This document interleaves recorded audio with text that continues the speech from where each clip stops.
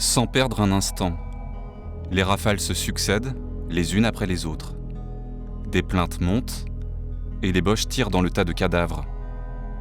Nous avons reçu 20 charges de mitrailleuses. J'attendais toujours la dernière cartouche avec patience. Une ne fut pas loin de m'atteindre au bras gauche. C'est un document rare, historique, fort en émotion, que nous avons pu consulter. Ce cahier raconte le massacre d'Oradour. Il a été écrit quelques mois seulement après les faits par Mathieu Bory, l'un des survivants.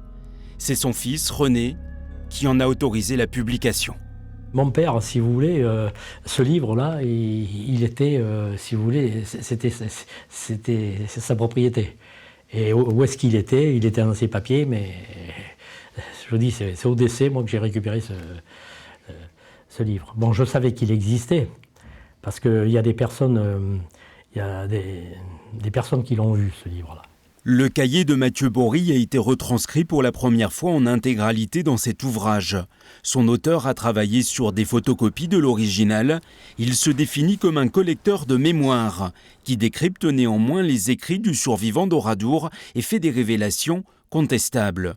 Selon lui, le 10 juin 1944, une rafle se préparait à Oradour et des résistants se cachaient dans le village. Où on fait fi de la collecte de mémoire, il faut dire tout ce que vous faites, et y compris Mathieu Bory, est-ce que c'est une réalité son cahier? On n'en sait rien finalement, c'est lui qui a écrit, ça ne vaut que ce qu'il a écrit. On ne croit ce qui est écrit ici que parce qu'un homme l'a écrit. Qu'est-ce que ça vaut? C'est la même chose pour toutes les pièces d'histoire, il faut bien qu'on se le mette dans la tête, ça, il faut bien qu'on se le dise. L'histoire n'est faite que de témoignages juxtaposés. Des révélations contestables parce qu'elles ne s'appuient sur aucun document historique. C'est la raison pour laquelle Raymond Frugier, qui a été maire d'Oradour pendant 40 ans, a refusé d'écrire la préface. Avant de conclure en disant « c'est sûrement cela la vérité », je crois qu'il faut des documents qui soient absolument pas du tout discutables.